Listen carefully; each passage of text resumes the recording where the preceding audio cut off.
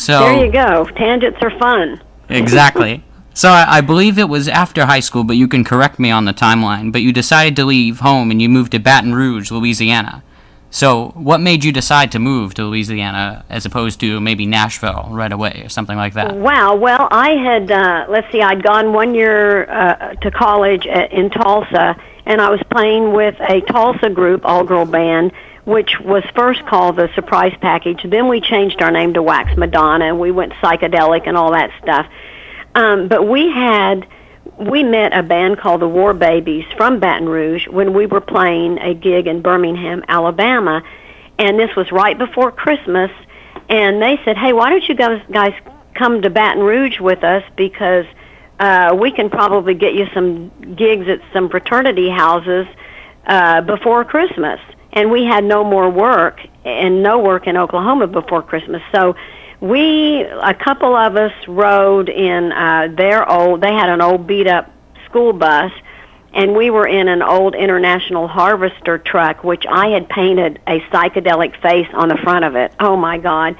And we followed them to Baton Rouge, and we got a bunch of work. I'm sure we weren't making hardly any money, which is why they could book us at the last minute. But all these male fraternity houses, wanting to, hire an all-girl band. So that was right before Christmas. So for Christmas, we all went back to Oklahoma, and by then we were all feuding with each other. Females, we were all competing with each other, and the claws came out, as they behavior, competing for the boys and attention and all that crap.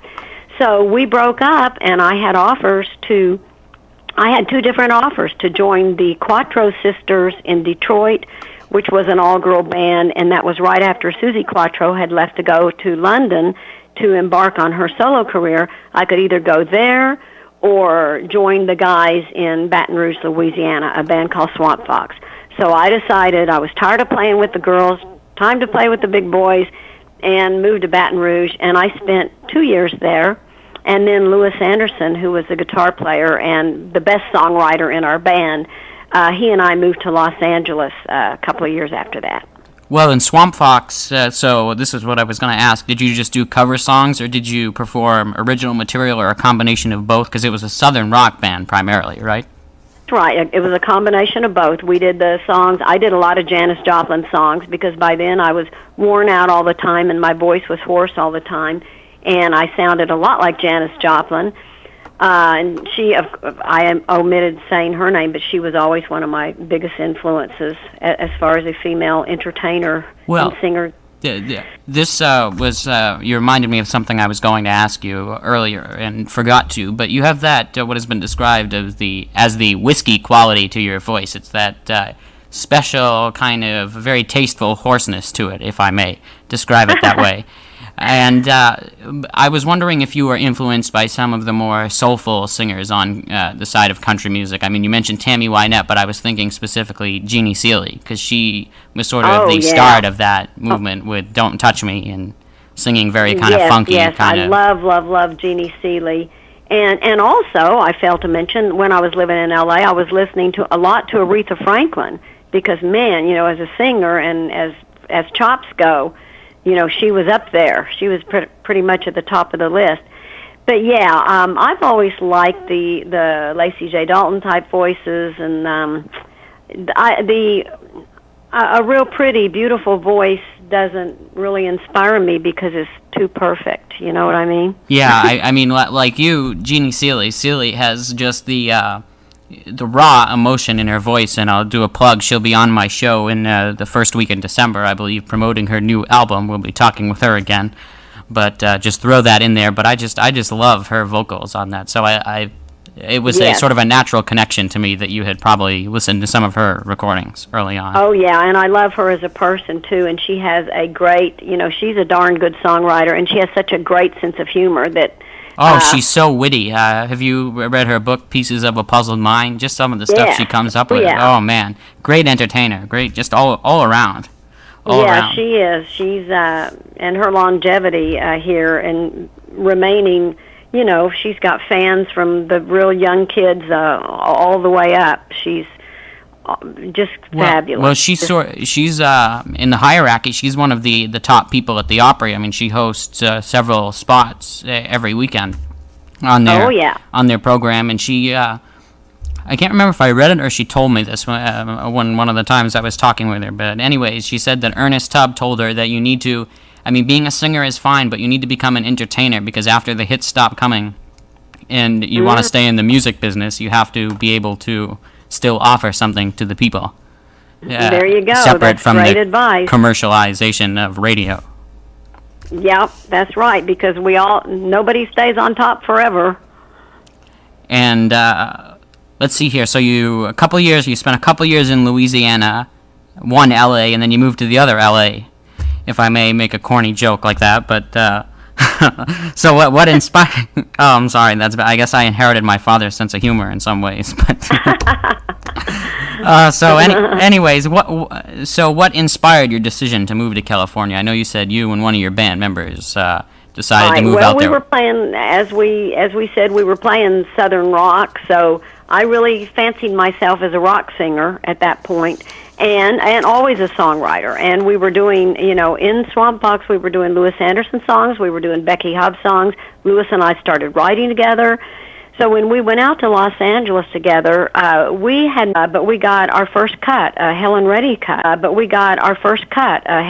cut.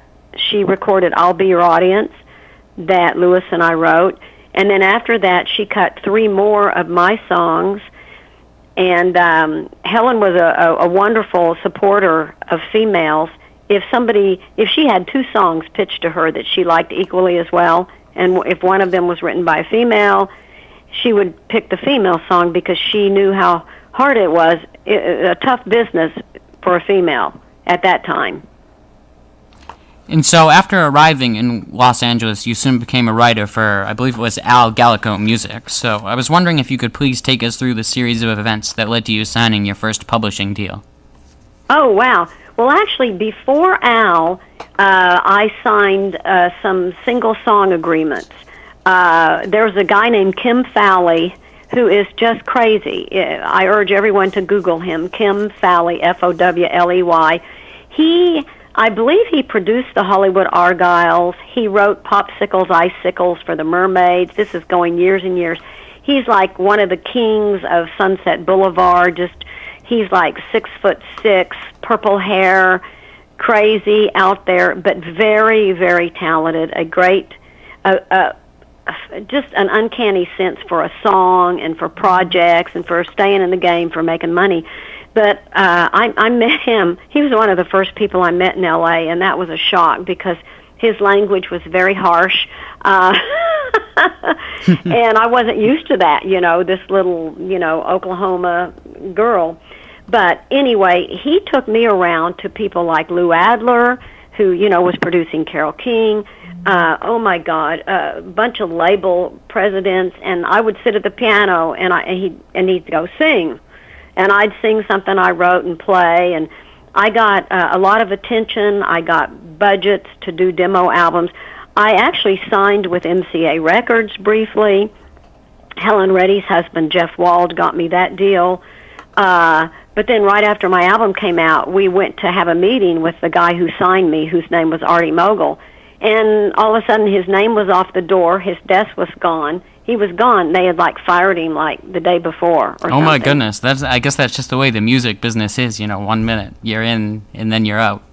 Oh yeah. And then I was briefly on that album came out as simply titled Becky Hobbs on MCA Records. And I was doing more, pop stuff. And then I was signed to Columbia Records, but nothing ever came out because my guy there got axed. And then Tattoo Records signed me. They were distributed by RCA, and they were also my managers. And they managed, the name of the company was B&B Associates. They managed the Carpenters and Neil Diamond, Buckingham Nicks, who, later joined Fleetwood Macs. Were you signed by, just out of curiosity, sorry to interrupt, but were you signed by T.G. Shepherd? because I know he was working for RCA at the time, and we just had him on a couple weeks ago, and he was telling us about how he signed Neil Diamond to his first contract. Okay. Nope. I did not meet TG until later after I moved to Nashville.